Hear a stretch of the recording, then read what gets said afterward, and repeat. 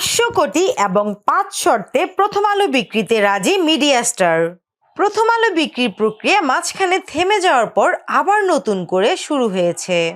বুধবার এবং বৃহস্পতিবার গুলশানের একটি বাসায় প্রথম আলো বিক্রির ব্যাপারে আলাদা আলাদা দুটি বৈঠক অনুষ্ঠিত হয়েছে বলে নিশ্চিত তথ্য আছে। এই বৈঠকে মিডিয়া স্টারের সিংহ মালিকের প্রতিনিধিরা উপস্থিত ছিলেন। গত বুধবারের বৈঠকে উপস্থিত ছিলেন স্কয়ার গ্রুপের ঊর্ধ্বতন কয়েকজন কর্মকর্তা এবং একজন পরিচালক। তারা প্রথম আলো বিক্রির প্রক্রিয়া নিয়ে আলোচনা করেন। একই ধরনের বৈঠক অনুষ্ঠিত হয় একই বাড়িতে বৃহস্পতিবার।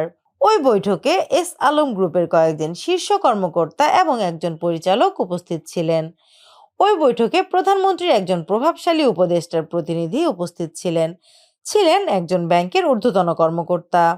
প্রথম আলোর মালিক প্রতিষ্ঠান মিডিয়া স্টারের পক্ষ থেকে 3 জন গুরুত্বপূর্ণ ব্যক্তি উপস্থিত ছিলেন এবং বৈঠকগুলোতে মিডিয়া স্টারের সিংহভাগ মালিকানায় থাকা শিমিন রহমান টেলিফোনে কথা বলেন বলে নিশ্চিত তথ্য পাওয়া গেছে।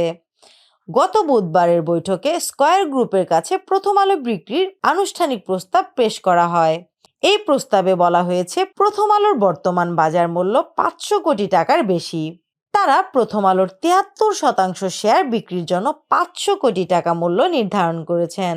প্রথমত, প্রথম আলো মিডিয়া স্টারের সিংহভাগ শেয়ার যিনি কিনবেন তিনি প্রথম আলোর সম্পাদকীয় নীতি পরিবর্তন করবেন না বা করা যাবে না। দ্বিতীয়ত, সম্পাদক বা অন্য কোনো সংবাদকর্মীকে নির্দিষ্ট সময় পর্যন্ত অযৌক্তিক কারণে চাকরিচ্যুত করা যাবে না।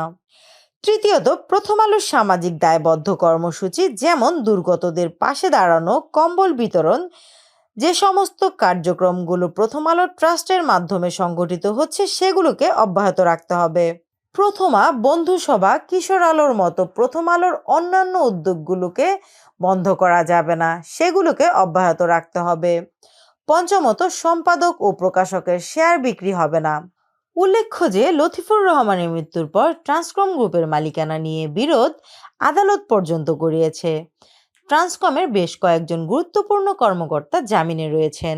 গত পরশুদিন তাদের রিমান্ডে নেওয়ার জন্য আবেদন করা হয়েছিল, কিন্তু আদালত রিমান্ডের আবেদন নামঞ্জুর করেছেন।